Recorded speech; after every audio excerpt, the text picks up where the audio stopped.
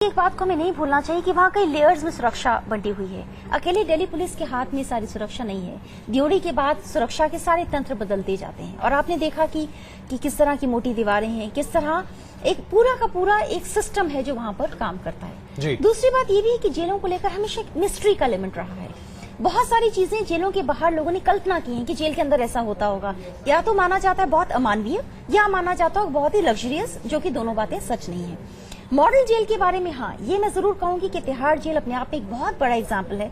अभी जब Asia Pacific correctional reform, लेकिन उस एग्जाम्पल में वर्तिका अभी जो स्थिति दिख रही है वो तो भ्रष्टाचार का अड्डा है। वहां पर आप हर चीज कर सकते हैं। सिगरेट का पैकेट 50 रुपए में वहां पर मिलता है, जो सिगरेट का पैकेट शायद 10 रुपए बाहर मिलता होगा। बीड़ी का बंडल, इस तरीके से तमाम चीजें आप खरीद सकते हैं वहां पर। अजय, उतना मुझे नहीं लगता कि इतना लचीला सिस्टम कम से कम तिहाड़ जेल में होगा। मैंने और जेलों को भी देखा है और मुझे वहां का अंदाजा है।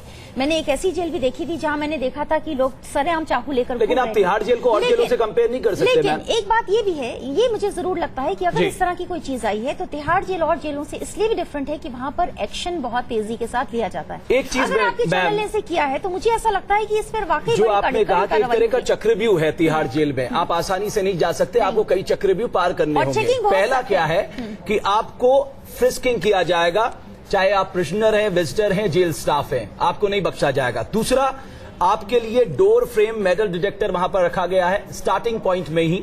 तीसरा, आपके साथ 258 सीसीटीवी कैमरे इंस्टॉल किए गए हैं जो आपकी हर गतिविधि पर नजर रखते हैं। अब सवाल यह है, इतना सब कुछ होने के बाद यहां तक कि तमिलनाडु स्पेशल पुलिस के लोग वहां डिप्लॉयड किए गए हैं, सीआरपीएफ के लोग डिप्लॉयड किए गए। एक चीज शायद हम भूल रहे हैं, इन तमाम चीजों का इंतजाम तो है, लेकिन वहां पर सुविधा शुल्क का इंतजाम है। बिल्कुल। और वो सुविधा शुल्क अगर आप दे रहे हैं उसके बाद आप कुछ भी कर सकते। तो यानी पैसों के दम पे आपके सामने ये चक्रव्यूह फीका है। अगर आपकी जेब में पैसे हैं, आप तिहाड़ जेल में ही सब कुछ कर सकते हैं, बाकी जेल तो छोड़ दीजिए। मैं एक बात ये कहूंगी कि हम जब किसी भी जेल की बात करते हैं हमें बहुत सारे और चीजों को ध्यान में रखना चाहिए। मैं ऐसा मानती हूँ, अगर आप कुछ साल पहले के आंकड़े देखिए, जिस तरह से ड्रग्स ट्रैफिकिंग की शिकायतें आया करती थी या जिस तरह से और भी शिकायतें आती थी, वो बहुत ज्यादा थी उसके कंपैरिजन में। दूसरी बात, मैं ये भी महसूस करती हूँ कि तिहाड़ के अंदर उन्होंने एक पूरे तरह के एक आश्रम का जो कॉन्सेप्ट बनाया है वो अपने आप में बड़ा पावरफुल कॉन्सेप्ट है। इसलिए अगर इस तरह की कोई शिकायत आई है, मेरा मानना यह है कि दिल्ली में रहते हुए वो भी अगर तिहाड़ जेल में ऐसा आए तो एक तो ये बहुत सीरियस, बहुत चिंता की मुद्दा तो है, लेकिन ये भी मुझे लगता है कि ऐसे कि अगर तिहाड़ में ऐसा कुछ होता है तो मेरा मानना है कि इस पे एक्शन बहुत जल्दी। बिल्कुल। और अभी इस वक्त हमारे साथ सुनील गुप्ता जी मौजूद हैं, पीआरओ हैं तिहाड़ जेल के। सुनील जी, बहुत स्वागत है आपका। हम ये एक्सपोजे दिखा रहे हैं जिसमें अभी हमने तिहाड़ जेल के एक डिप्टी सुपरिटेंडेंट के बारे में दिखाया और साथ साथ हेड कांस्टेबल के बारे में दिखाया, देवेंद्र। डिप्टी सुपरिटेंडेंट साहब का नाम हम अभी नहीं दे रहे हैं, उनका चेहरा भी हमने नहीं दिखाया है, लेकिन हम उम्मीद करते हैं कि आप इस रिपोर्ट को देखने के बाद आप जो भी करेंगे। लेकिन हम आपकी प्रतिक्रिया जानना चाहते हैं। जो यहां पर अभी तक जो स्थापित कर पाए हैं वो ये कि अगर आपके पास पैसा है, आप पैसे के दम पर अपने कैदी को, जो कि जेल के भीतर बंद है, सहूलियतें मुहैया करा सकते हैं। बस कीमत अदा करनी होगी, हर चीज की अपनी कीमत है। हमारे संवाददाता ने 20,000 रुपए दिए एक कैदी तक सहूलियतें पहुंचाने के लिए। जाहिर सी बात है, हम इसे वेरीफाई नहीं कर पाए कि वहां तक सहूलियतें उतनी पहुंची कि नहीं, क्योंकि उस कैदी से हमारा कोई लेना देना नहीं था।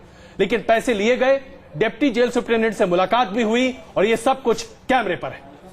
जी देखिए, जो आपने जो रिकॉर्ड किया है जी, तो हम स्वागत करते हैं। आप हमारी प्रिजन एडमिनिस्ट्रेशन की हेल्प कर रहे हैं।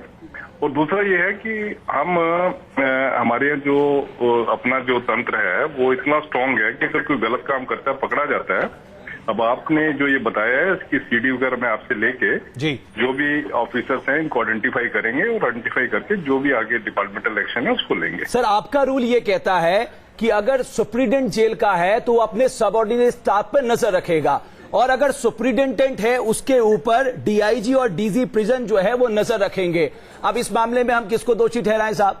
नहीं, दोषी तो मैंने आपको बताया ना, जो आपकी सीडी है, मैं आपसे सीडी लेके, आप सीडी मुझे पहुंचा दें जी, इसको पूरा देख के जो भी दोषी है नंबर 1 उसके ऊपर कार्रवाई की जाएगी। आपको पता है हमारी वर्किंग टोटल ट्रांसपेरेंट है जी, और उस ट्रांसपेरेंट वर्किंग में हर एक चीज जो है, दूध का दूध, पानी का पानी। आपकी वर्किंग सवालों के घेरे में है, आप इस बात को मानिए। तमाम पैसा, इतना ज्यादा पैसा एलोकेशन होता है तिहाड़ जेल के नाम पे, लेकिन उसके बाद अगर ये सब कुछ हो रहा है इस देश में, वो भी एक ऐसी जेल में जो एशिया की सबसे बड़ी जेल है, आप क्या सफाई देंगे सर? नहीं नहीं, सफाई की बात देखो, मैं आपको सफाई नहीं दे रहा, मैं तो बल्कि आपको ये कह रहा हूँ, आपको एश्योर कर रहा हूँ जी कि जो भी आपकी जो है सीडी है उसको लेके जो भी उसमें हमारे एम्प्लॉइज आ रहे हैं जी उनको आइडेंटिफाई करके उनके ऊपर डिपार्टमेंटल एक्शन लिया जाएगा, ये मैं आपको एश्योर कर रहा हूँ। बिल्कुल। सुनील जी, हम बहुत स्वागत करते हैं आपका, जिस तरीके से आप फौरन तो मान रहे हैं कि हाँ चीजें हैं, कमियां हैं, उसको दूर करने की आप कोशिश कर रहे हैं। लेकिन माफ कीजिएगा वर्तिका जी, लेकिन यहाँ पर एक बड़ा सवाल है सुनील जी। तिहाड़ जेल एक ऐसी जगह है जहां के देश में बड़े से बड़े वीआईपी को रखा जाता है, जहां पर बड़े से बड़े आतंकवादी को रखा जाता है, जहां पर छोटे मोटे अपराध के लोग भी होते हैं। लेकिन अगर उस जेल में पैसे के दम पर चीजों को किया जाता है तो ये बहुत बड़े सवाल खड़े करता है, क्योंकि हर आदमी आज ये सोचेगा कि अगर तिहाड़ में मैं अपने कैदी तक सहूलियत पहुंचा सकता हूं तो क्या वो नेता जो जेल के अंदर आज बंद है वहां ऐश से नहीं रह रहा होगा? क्या वो बड़ा आतंकी जो जेल के भीतर नहीं रह रहा है वो क्या वहां पर मस्ती नहीं कर रहा होगा? क्या वो अपने जीवन को बहुत अच्छे तरीके से नहीं जी रहा होगा? ये एक बुनियादी सवाल है। आप कार्रवाई जरूर करेंगे, लेकिन ये बुनियादी सवाल है गुप्ता जी। नहीं, आपने जो बात कही है बिल्कुल ठीक कही है कि अगर इस तरीके से अगर कोई हमारा स्टाफ का करता है तो मैं तो आपको एश्योर कर रहा हूँ कि उसके ऊपर हम कार्रवाई करेंगे जी। बाकी और आगे देखेंगे। अगर देखो कोई भी सिस्टम होता है, सिस्टम चल रहा है जी, उसमें ब्लैक मॉक्स होते हैं जो ऐसा वो होते हैं। अब ये नहीं कह सकते कि कहीं का सिस्टम जो है 100% जो है ठीक है जी। तो मैं आपको एश्योर कर रहा हूँ कि इसमें आपसे सीडी लेके जो भी गिल्टी इसमें है उनको आइडेंटिफाई करेंगे और उनके ऊपर गुप्ता साहब एक और छोटी सी बात, बिकॉज मेरे पास जो आप मुझे सिर्फ इतना बता दीजिए, कोई पहली बार नहीं हुआ है। 2007 में 6 करप्शन के मामले आए, 2008 में 7 करप्शन के मामले आए, 2009 में 8 करप्शन के मामले आए, 2010 में 5 करप्शन के मामले, और सबसे बड़ा खुलासा न्यूज नेशन ने करके आपके सामने रख दिया है। यानी सबक क्या सीखा? नहीं, सबक इसका देखो ये है, आप देखेंगे जो भी खुलासे पहले सामने आए हैं हमेशा हमने उसके ऊपर क्यूरेटिव स्टेप लिए हैं।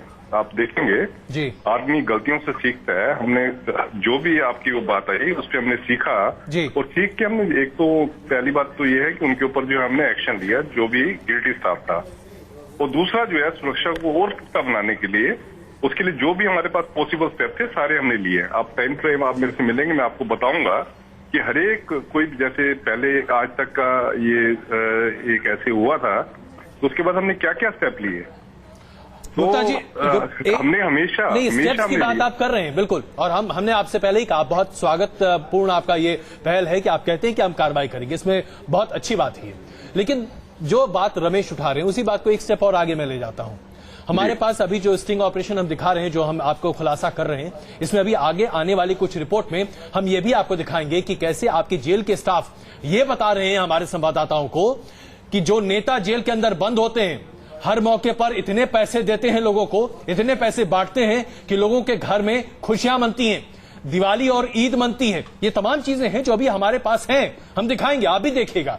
और हम यही जानना चाहते हैं कि जब आज ये पूरा का पूरा तंत्र तिहाड़ के अंदर इस तरीके से चल रहा है तो बाकी जेलों की तो बात छोड़ दीजिए, तो ऐसा तो है नहीं कि अधिकारियों की इसकी जानकारी नहीं होगी। सवाल यहां ये उठ खड़ा होता है कि आपके चेक्स नहीं चल पा रहे हैं। सबक जो सीखने की बात रमेश कह रहे हैं मेरे सहयोगी, वही बात हम आपसे रख रहे हैं। सबक नहीं सीख रहे हम लोग। आप लोगों को 4 आदमी को सस्पेंड कर देंगे, 5 को सस्पेंड कर देंगे, लेकिन उन 50 का क्या जो निकल जा रहे हैं, इसमें बच के निकल रहे हैं, और ऐसे लोग हैं। नहीं, देखिए जो आप जो बात कह रहे हैं ना, मैं आपको एक एक करके आपका जवाब देता हूँ जी। आप जो कह रहे हैं कि इसमें पहले भी ऐसे इंस्टांस हुए हैं, हमने सबक क्या लिया है जी, मैं आपको बता रहा हूँ कि आप कोई भी जब मेरे से बात करेंगे जी, मैं आपको बताऊंगा कि उस इंसिडेंट के बाद हमने क्या क्यूरेटिव स्टेप। देखो क्या होता है, कोई बीमारी होती है जी, बीमारी के बाद उसका इलाज किया जाता है, ठीक है ना जी। तो बीमारी के बाद इलाज किया जाता है, अगर दोबारा बीमारी होती है फिर उसका जो एक इफेक्टिव इलाज किया जाता है। तो आप देखेंगे जो भी जैसे आप ये बता रहे हैं तो जो भी जो दिख रहे हैं कि पैसे ले रहे हैं जी, तो उनके ऊपर एक्शन लिया जाएगा। चलिए, आपने माना तो सही कि तिहाड़ जेल को भ्रष्टाचार की बीमारी लग गई, लेकिन सर ये इतनी ही बात नहीं है। ये दिल्ली प्रिजन एक्ट 2000 का उल्लंघन है, ये दिल्ली जेल मैनुअल का उल्लंघन है, ये सीसीएस कंडक्ट रूल 1964 का उल्लंघन है, और इन सब से ऊपर आप न्यायालय की अवमानना कर रहे हैं। सजा याफ्ता जो कैदी वहां पर है उनको आप सुविधाएं मुहैया कराकर सीधे तौर पे न्यायालय के अवमानना कर रहे हैं। सर मैं आपकी सब बात से एग्री कर रहा हूँ, आप जो भी बात कह रहे हैं, पर मेरे को एक बार वो देख तो लूं मैं जो आपकी स्थिति है उसको देख के उसके बाद जो मैं आपको पूरा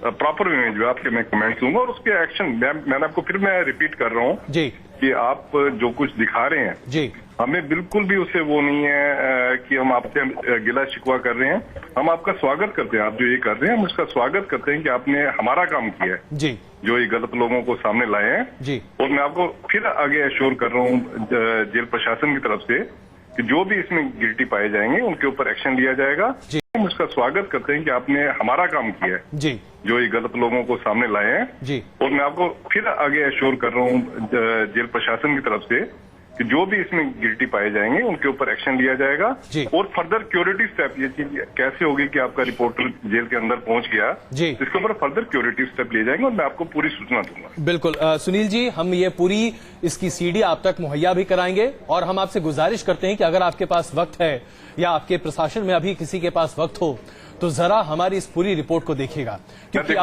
अभी हम आपके सामने कुछ और आप ही के जेल की तथ्यों को सामने रखेंगे। और जो हमने आपको बताया कि जो कैसे वीआईपी लोग, तमाम ऐसे नेता, हम नाम नहीं ले रहे हैं किसी का और जानबूझकर नहीं ले रहे हैं, वो तमाम चीजें हमारे पास रिकॉर्ड पे हैं। वो तमाम लोग जेल में पैसे बांटते हैं, 5-5, 10-10 हजार प्रत्येक व्यक्ति, अमाउंट हम आपको बता रहे हैं। और ये तमाम चीजें हम चाहेंगे, हम आपसे गुजारिश करते हैं कि आप इस पर अकल कसिए, क्योंकि अगर भरोसा टूट गया जेल के प्रशासन के ऊपर भी तो फिर उसके बाद जेल जाकर भी लोग ऐश ही करेंगे। बहुत बहुत धन्यवाद गुप्ता जी। बिल्कुल ठीक है, धन्यवाद आपका जी, बहुत बहुत धन्यवाद। और हम उम्मीद कर रहे हैं कि आप हमारे इस रिपोर्ट को जरूर देखेंगे और इस पर कार्रवाई करेंगे। तुलसी साहब, एक सवाल आपसे, जिस तरीके से कई ऐसे वकील हैं जो कि सहूलियतें मुहैया कराने में जेल के भीतर मदद करते हैं, उनकी सेटिंग होती है ऐसा बताया जाता है, और इसी के एक रास्ता भी था जिसके जरिए हम वहां तक पहुंचे थे। ऐसा क्यों है कि वकील, जेल एडमिनिस्ट्रेशन और तमाम लोग एक दूसरे के साथ मिले हुए हैं और ये एक नेक्सस है जिसके जरिए ये सब कुछ हो रहा है? देखिए, जेल जो है ये बंद दरवाजे के पीछे चलती है सारी, और उसी वजह से, क्योंकि वकीलों को वहां पे जाने का अधिकार है, इसलिए वही कॉन्ड्यूट बन जाते हैं करप्शन के लिए भी। और जो जेल एडमिनिस्ट्रेशन है उन्होंने भी कुछ वकीलों के साथ कोई रिलेशनशिप एस्टेब्लिश की हुई है जी, क्योंकि जो अंदर बंद है वो डिपेंडेंट है किसी ना किसी जेल एम्प्लॉय के लिए। वो उसकी मदद करे तो वो किसी से बाहर अपने केस की भी बात करे जी, और वकील को अधिकार होता है जाने का, तो वकील बाकायदा इस चीज तो को आप कह रहे हैं कि कहीं ना कहीं ये नेक्सस काम करता केटीए तुलसी साहब, लेकिन ये नेक्सस हम दिखा रहे हैं। आज तक हमने सुना था साहब ये काम करता, लेकिन हम तो आपके सामने वो फुटेज सामने रख रहे हैं, वो स्टोरी सामने रख रहे हैं जो खुलासा कर रही है। मैं आपको बधाई देना चाहता हूं, आऊंगा केटीए तुलसी साहब, मैं आपको बधाई देना चाहता हूं, मैं आपको बधाई देना चाहता हूं कि आपने बंद दरवाजे के पीछे क्या होता है उसको सामने, सारे समाज के सामने रखा। चलिए एक और खुलासा इसी बात पे हम आगे बढ़ते हैं। नहीं जी, पैसे देकर जेल के अंदर हर तरह की सुविधाएं हासिल की जा सकती है, यहां तक कि कैदियों के लिए नशे की व्यवस्था भी की जा सकती है, और इस गोरख धंधे में जेल के निचले स्तर के कर्मचारी खासतौर पर शामिल होते हैं। और ये कहां हो रहा है? तिहाड़ जेल में, जहां इतने चेक्स एंड बैलेंसेस है, जहां जुडिशियल मैजिस्ट्रेट तक जाके महीने में 2 बार जांच करते हैं और अपनी इंडिपेंडेंट रिपोर्ट सरकार को सौंपते हैं। और यहां तक कि एक तरह का पूरा चक्रव्यूह बनाया गया है ताकि परिंदा भी पर न मार सके। लेकिन हमारे स्टिक ऑपरेशन में आप देखिए, कुछ सबूत इकट्ठा करने की हमने कोशिश की है। पैसे के दम पे, जैसा मेरे सहयोगी अजय ने कहा, सब कुछ हो सकता है।